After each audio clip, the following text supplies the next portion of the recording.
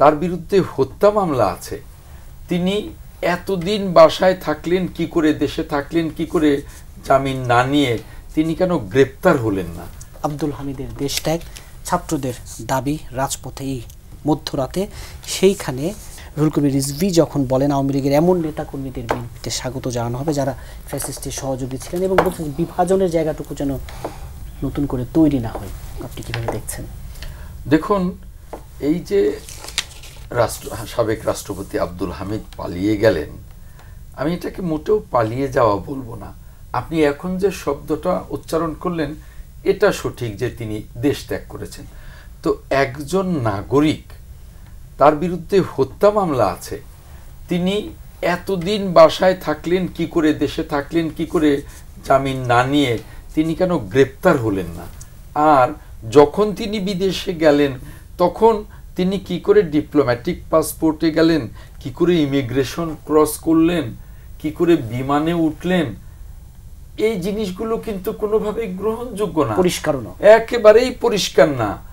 এই জিনিসগুলোকে সরকারের এই জিনিসগুলোকে জবাবদিহি করতে হবে, স্বরাষ্ট্র উপদেষ্টার জবাবদিহি করতে হবে। এটা আমরা কি করে এটা বুঝবো যে আইনের শাসনের এখানে কতটা দুর্বলতা কাজ করছে, যে তিনি এতদিন ঢাকায় ছিলেন, দেশে ছিলেন, কেন হত্যা মামলার আসামি হয়েও কেন তিনি জামিন নেননি, আর কেন আইন শৃঙ্খলা বাহিনী তাকে গ্রেপ্তার করে নাই? কাজে এ দায়িত্ব সরকারকেই নিতে হবে। আর এই যে রিজভির কথাটা বললেন, এখানে একবারে আংশিকভাবেই এখানে মিডিয়া এটা এটা এটা এটা উপস্থাপন করেছে। রিজভির আসল বক্তব্যটা আমার মনে হয় দেখা দরকার।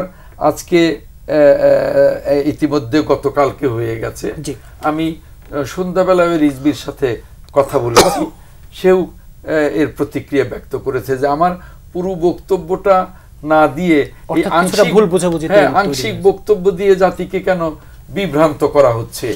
এটা আমি তার বক্তব্যটা শুনিনি, কিন্তু তার এই বক্তব্যটা শুনেছি যে তিনি বলছেন যে জাতিকে বিভ্রান্ত করা হচ্ছে আংশিক।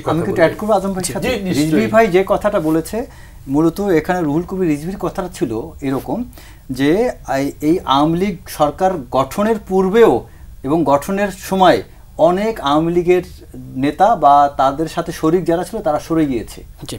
তিনি কিন্তু তার কথা যারা বলেননি যে আওয়ামী লীগের যারা ভালো ব্যক্তি তারা মানে অনেকে আওয়ামী লীগ থেকে সরে গিয়েছে, সেটা আওয়ামী লীগ সরকারের আগেই। তো তাদের জন্য দরজা খোলা আছে, তারা বিএনপির কাছে আসতে পারে। তো ওই কথাটাকে মিস ইন্টারপ্রিট করা হয়। দেখুন কিভাবে মিস ইন্টারপ্রিটেশন এবং জাতিকে কিভাবে বিভ্রান্ত করা, যে আপনি পর্যন্ত আমাকে এই ধরনের কোয়েশ্চেন করলেন, কারণ আপনিও কিছুটা হলেও বিভ্রান্ত, কারণ আপনি আংশিক খবরটা জানেন। কাজেই এটা এক ধরনের বিএনপির বিরুদ্ধে মিডিয়া ট্রায়াল, এক ধরনের বিএনপির বিরুদ্ধে মিডিয়া ট্রায়াল চলছে সব জায়গায়। যেমন বিএনপি ইতিমধ্যে প্রায় কম বেশি ২৫০০ নেতাদেরকে, আমি নেতা বলবো না, দুর্বৃত্তদেরকে দল থেকে বহিষ্কার করেছে চাঁদাবাজির জন্য। কোন সংগঠন এই কাজটা করেছে?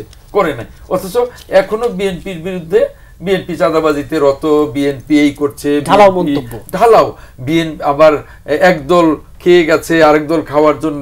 এই যে ঢালাও মিডিয়া ট্রায়াল বিএনপির বিরুদ্ধে হচ্ছে, এগুলো অত্যন্ত দুঃখজনক, এগুলো আদৌ গ্রহণযোগ্য না।